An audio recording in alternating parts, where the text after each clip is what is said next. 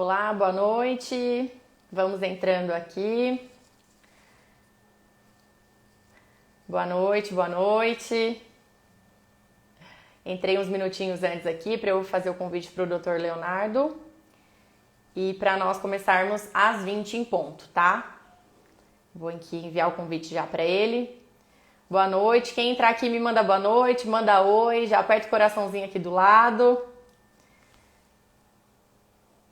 Já vou enviar aqui o convite para o Dr. Leonardo para...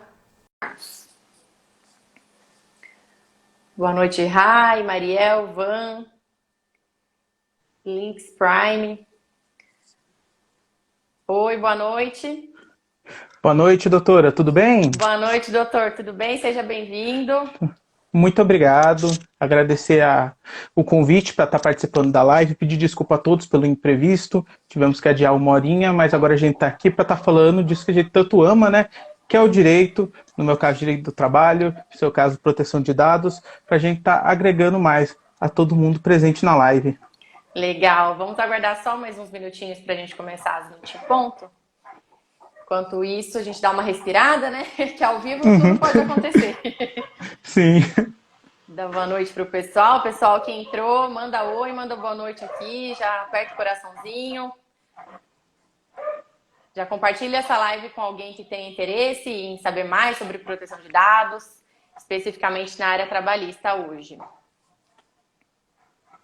Deixa eu ver quem tá aqui.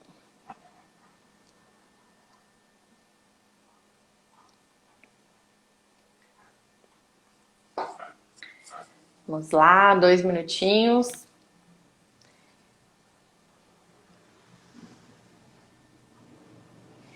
MRC 2013, Fernando Lemes, boa noite. Rai, Mariel, Van, Links, Prime, Rosi, Fran, Comandante Miranda, Sodré, Jorge Luiz, Irenildes, boa noite a todos.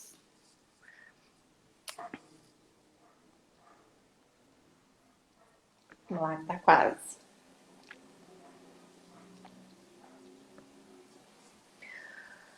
Bom, temos 10 pessoas aqui, 9 pessoas.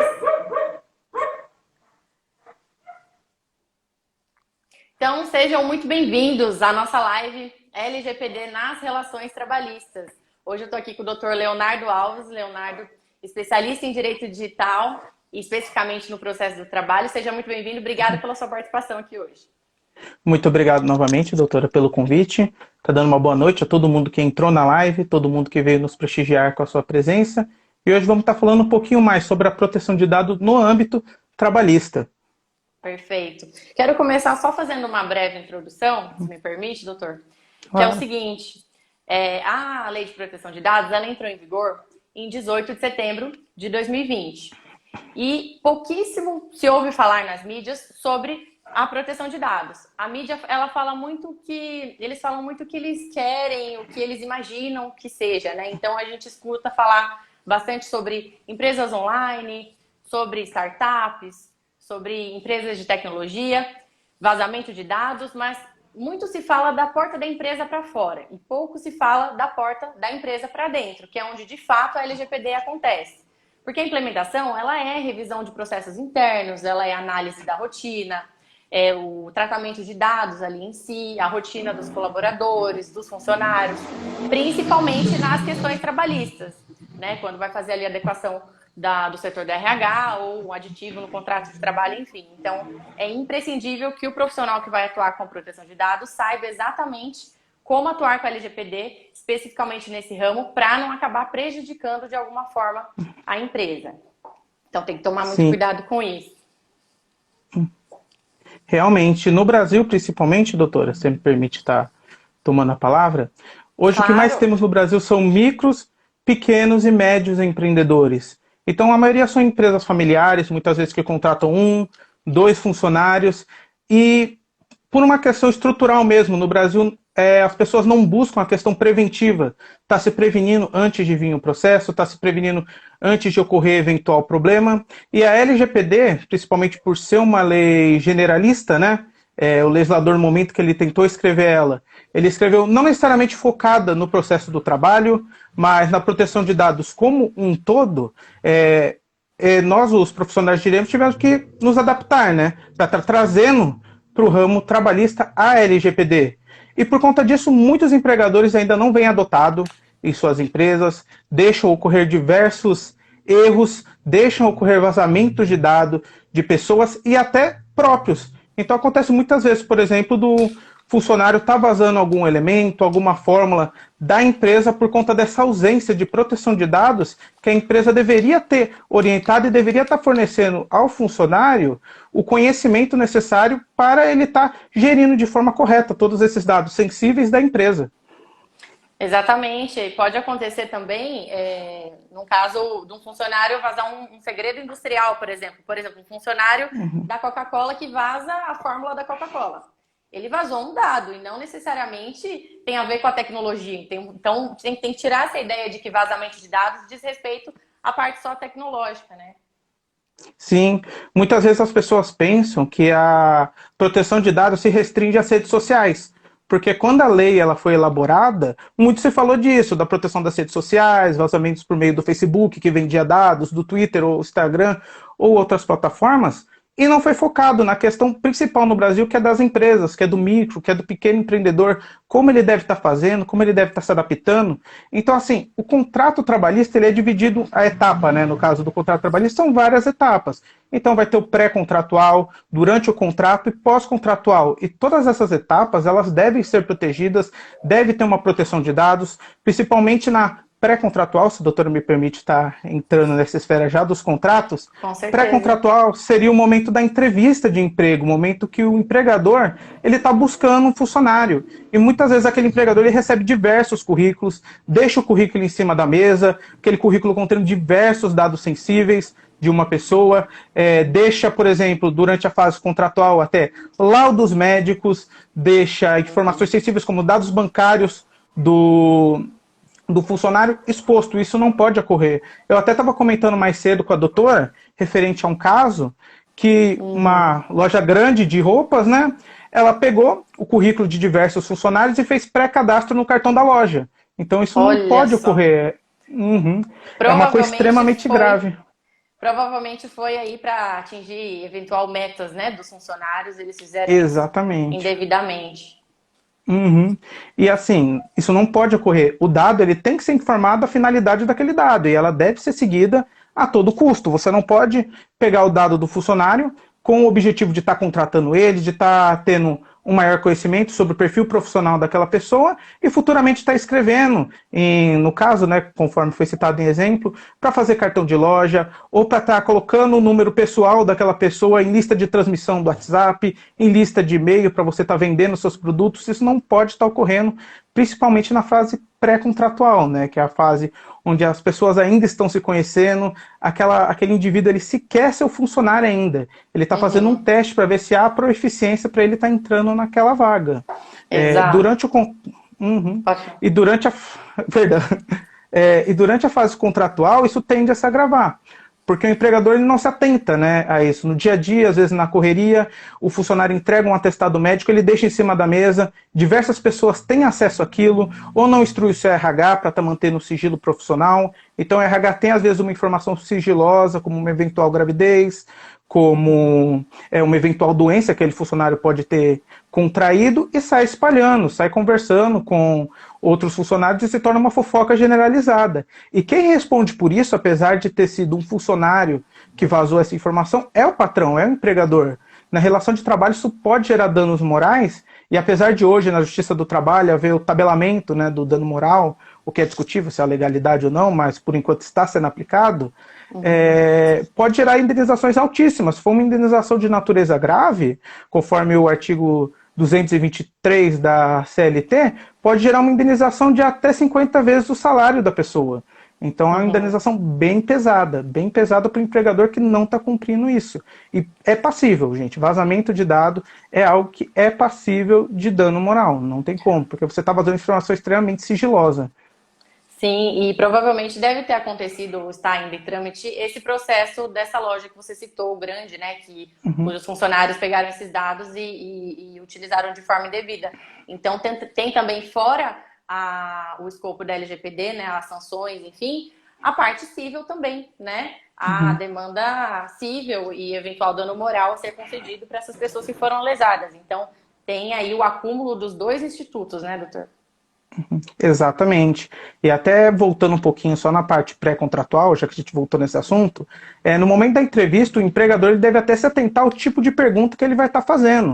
Por exemplo, ele não tem por que estar perguntando se a funcionária ela está grávida, se ela tem filhos, com quem irá ficar esses filhos, caso ela seja contratada. Essas informações elas não são pertinentes ao contrato de trabalho. Essas informações dizem unicamente a pessoa da funcionária. Então não devem ser utilizadas, até passível de dano moral, esse tipo de pergunta, quase que pacífico, né, na jurisprudência, que perguntar se a pessoa está grávida, exigir teste de gravidez, exigir muitas vezes teste sanguíneo para verificar se há alguma DST ou alguma doença da pessoa, pode gerar indenização. E é um dado extremamente sensível que não tem necessidade do empregador ele estar solicitando nesse momento. E partindo até, perdão, deseja falar alguma coisa, doutora? Não, pode continuar, depois eu Acrescentar. complemento.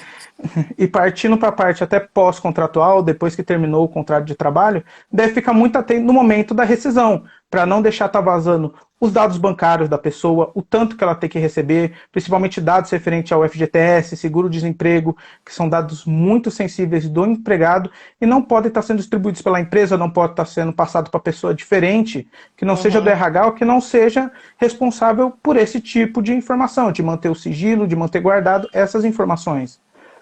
Exato. E só para complementar na fase que você falou contratual, muitas vezes as empresas coletam dados por hábito, né? Não necessariamente para cumprir uma finalidade daquele contrato.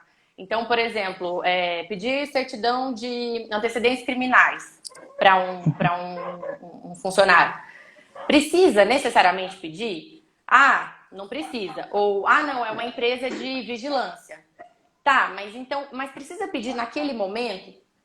Então, os dados têm que ser coletados no momento oportuno, né, para fazer essa coleta. Aproveitando que você falou da fase pré-contratual, contratual e pós, eu queria falar um pouquinho sobre as bases legais que vão ser aplicadas na relação de trabalho. Nós temos 3 que vão ser as mais usuais, que é o consentimento, a obrigação legal e a execução de contrato. O consentimento é aquela autorização que o titular dá para a empresa tratar os dados pessoais dele. A execução de contrato é aquela hipótese em que temos uma relação contratual e que eu posso tratar aqueles dados porque eu tenho esse contrato para cumprir. E a obrigação legal é uma exigência da lei para eu fazer o tratamento daquele dado. Então, temos essas 3 hipóteses. Então, vamos no exemplo prático aqui. Numa situação de pré-contrato, o empregador ele pode solicitar para o candidato alguns dados pessoais e falar assim, olha, para que a gente verifique se você se enquadra nos requisitos dessa vaga, você me dá aqui o seu consentimento para eu coletar tais e tais dados para essa finalidade? Ele pode se utilizar dessa base legal do consentimento. Agora, numa relação de contrato. Contrato ali está válido, contrato de trabalho. Vamos supor que essa empresa, ela faz parceria com uma farmácia e ela quer conceder benefícios para um funcionário de descontos em medicamentos. Então, para que ela possa fazer esse compartilhamento do funcionário com essa farmácia, ela pode se utilizar da base legal da execução de contrato, que para ela conseguir cumprir esse contrato de conceder o benefício para o funcionário, ela pode fazer esse compartilhamento, então ela pode utilizar dessa base legal. E na fase do pós-contratual, por exemplo, que é quando o funcionário sai da empresa, em tese, os dados pessoais teriam que ser descartados da empresa, porque como a gente sabe, o dado pessoal, ele tem um ciclo de vida, né? Tem um momento em que ele entra da empresa, o caminho que ele percorre nos setores da empresa e tem um momento em que ele sai. E quando que ele sai? Quando ele atinge a sua finalidade. Então, em tese, a empresa teria que descartar esses dados. Mas vamos pensar que o funcionário ele foi embora, ele pediu demissão ou foi demitido e todo mundo sabe, ou deveria saber, que o prazo para ajuizar a ação trabalhista é de 2 anos. Então, esse funcionário sai, a partir da rescisão, né? Esse funcionário sai e ele processa a empresa. E a empresa não tem mais dados dele, não tem controle de ponto, como que ela vai fazer a defesa nesse caso? Então, a empresa ela pode reter esses dados pelo mesmo período de 2 anos, que é o prazo para ajuizamento da ação trabalhista, para ela se precaver de eventual demanda. Então, ela pode armazenar esses dados com base na base legal da obrigação legal, que é a situação que a lei permite ela armazenar esses dados para, nesse caso, se proteger de eventual demanda. Sim, exatamente. E esse armazenamento ele deve ser feito de forma totalmente sigilosa. Outros Exato. funcionários da empresa eles não podem ter acesso a esse tipo de dado.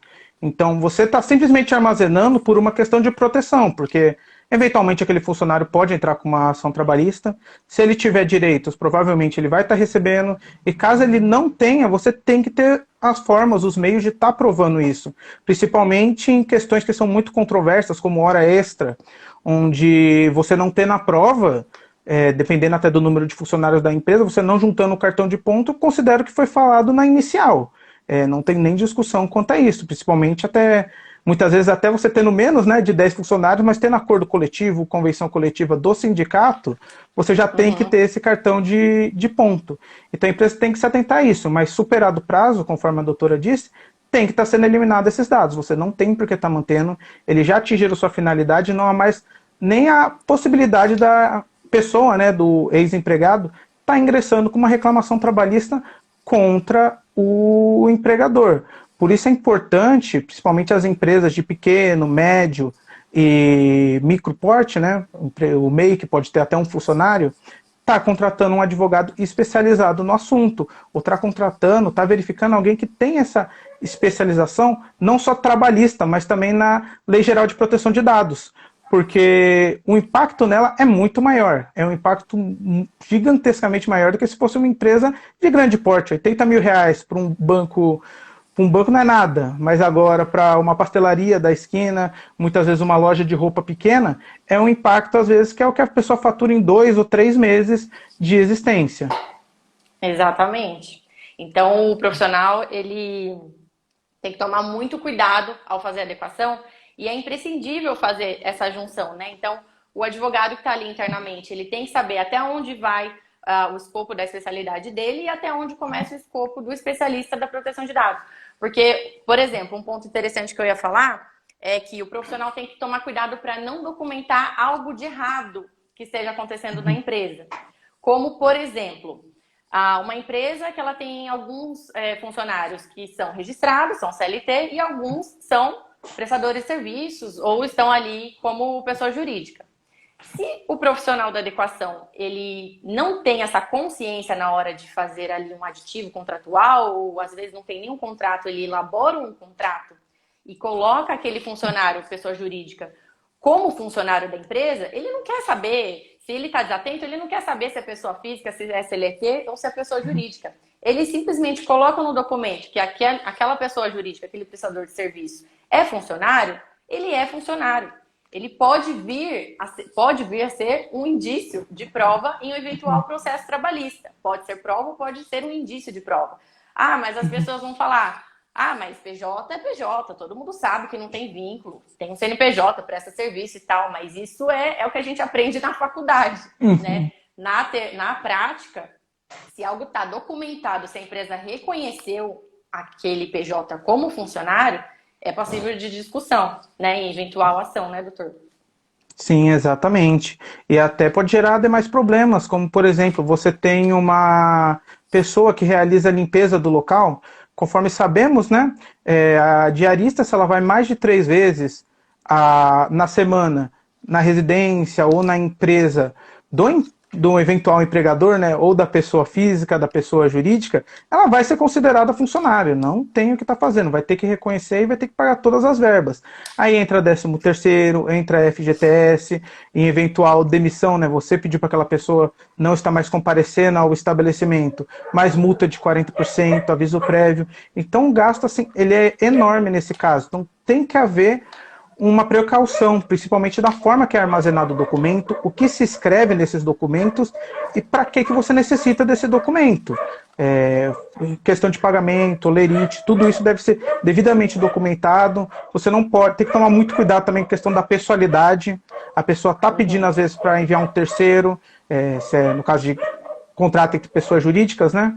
A pessoa necessita estar enviando um terceiro, você não autoriza em um serviço que pode ser executado por terceiro, isso pode ser entendido como indício de pessoalidade e futuramente está gerando um vínculo empregatício onde na realidade não haveria. Exatamente. E pode solicitar aí todas as demais verbas que teria um funcionário comum e acabar onerando demais a empresa. Exatamente. Principalmente num contrato entre pessoas jurídicas que o valor costuma ser mais alto, né, do que o salário comum, o valor de um 13º de todo esse período, FGTS, férias, multas, geraria um custo enorme para a empresa e para o empregador. Então ele deve estar tomando cuidado com relação a isso. Legal. Um pouquinho, voltando um pouquinho na fase do pós-contratual, que eu acho interessante a gente frisar, é que, por exemplo, quando o funcionário ele vai pedir demissão ou ele é dispensado com ou sem justa causa, por exemplo, se é uma funcionária e ela, no momento do exame demissional, que também é coletado dados pessoais, ela descobre que ela está grávida, também entra a questão da estabilidade, daí já vai para um âmbito cível da coisa. Então tem que ser analisado tudo isso. É uma linha muito tênue, os dois institutos, né, doutor? Exatamente. A questão do civil e do trabalhista é uma linha bem tênue para ver onde é que você está, né? E o empregador tem que tomar cuidado, principalmente na solicitação desses dados pessoais, porque gerando uma estabilidade ele vai ter um custo a mais, não pode estar demitindo aquele funcionário. Se receber, né, no caso, uma ação trabalhista, esse funcionário vai ser reintegrado, então ele tem que estar tomando todas as precauções devidas para não ter esses problemas, principalmente na questão dos dados. Recebeu, viu que não precisou, passou o tempo da ação, faz o descarte desse dado, verificou que a funcionária ela está grávida, por exemplo, como foi falado pela doutora, mantém essa funcionária no quadro, garante a ela estabilidade, mantém ela no emprego até que ela possa sair da licença maternidade e futuramente você faz a demissão desse funcionário. Óbvio, tomando cuidado para não estar constrangendo ela no ambiente de trabalho, porque muitos empregadores, por conta de ter que estar mantendo aquele funcionário, tentam perturbar a vida dele, para poder ele estar pedindo demissão, ele estar saindo daquele emprego, então tudo isso tem que ser tomado as devidas cautelas. Exatamente.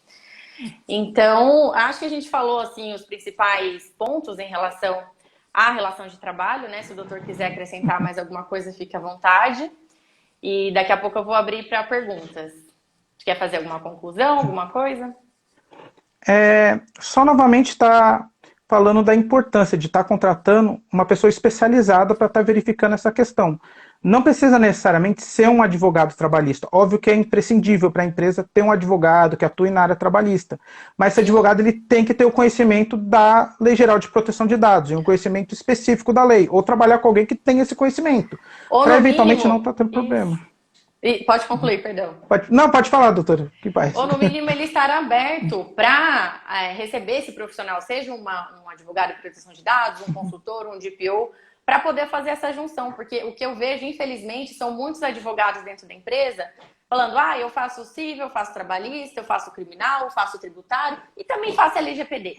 Ele não sabe nem o que ele está fazendo ali. Falta um pouco de humildade, eu vejo. Infelizmente, acontece muito. Falta um pouco de humildade de receber o colega, falar, olha, vamos trocar ideias, vamos agregar aqui, eu vou tentar te ajudar nessa forma e vice-versa, para que os dois saiam ganhando. Porque a gente está ali em prol da empresa, da rotina da empresa, dos funcionários, então a gente tem que trabalhar em conjunto, né? Exatamente. Então, perfeito. Então, é fundamental que os profissionais, né, de LGPD e as empresas saibam exatamente como a lei funciona e como ela impacta em todos os setores da empresa, para que não aconteça exatamente isso. O advogado queira, que está ali dentro, falar, não precisa contratar um outro advogado para fazer LGPD porque é só um aditivo em contrato. Não é isso.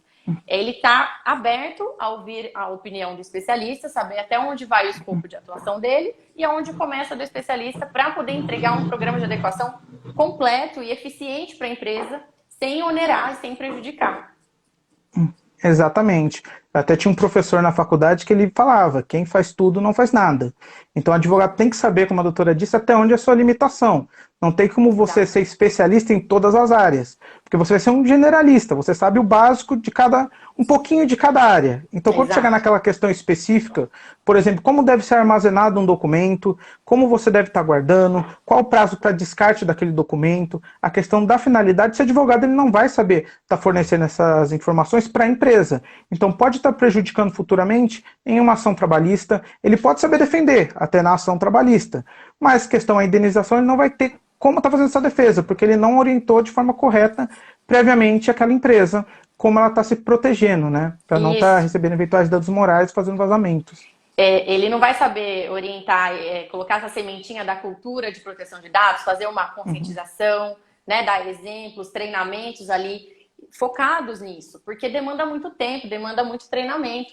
Então, você conseguir entregar um serviço completo para a sua empresa, a gente tem que delegar algumas funções, tem que estar aberto a receber opiniões de outros especialistas para se agregar e todo mundo sai ganhando. Exatamente. Então, finalizamos aqui. Eu vou abrir para perguntas. Quem quiser perguntar, pode perguntar, fica à vontade. Manda aqui que eu vou responder. Deixa eu ver mais para cima aqui se tem pergunta de alguém. Ó, o Marcelo aqui, o Marcelo tá online, acompanhando a live. Deixa eu ver quem mais.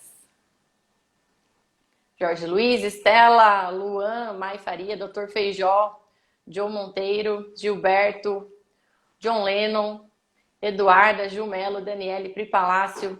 Olha, bastante gente entrou, viu? Mãe Advogando, Maria Bonita, Nutri Guilherme, Theo Henrique. Bom, perguntas? Tem perguntas hoje? Ah, vocês estão muito tímidos hoje. Cadê o like aqui do lado da live? Cadê o emoji, o coraçãozinho? Semana passada bombou aqui de pergunta, hein? Hoje o pessoal tá sabendo tudo sobre LGPD na área trabalhista, né, doutor? E é uma questão bem complexa essa. Bom, acho que não temos perguntas. Então, quero agradecer a sua presença, doutor. Muito obrigada. Espero que a gente tenha conseguido agregar muito conhecimento, muito esclarecedor poder falar sobre proteção de dados, especificamente nessa área, que é uma área muito importante, né? Também dentro do direito, na rotina da empresa. E espero que a gente tenha agregado muito aí a todos que estão nos assistindo. Eu que agradeço a oportunidade, doutora. Sempre que precisar, pode estar chamando, vai ser um prazer estar aqui na live. Agradecer todo mundo que tirou um momento para estar aqui na live, para estar ouvindo um pouco sobre a Lei Geral de Proteção de Dados na esfera trabalhista, que é um tema extremamente amplo. Espero que eu tenha conseguido agregar um pouco com o meu conhecimento a todos os presentes. Perfeito, então. Muito obrigada, viu? Nada. Tchau, tchau. Boa noite. Tchau, tchau. Boa noite.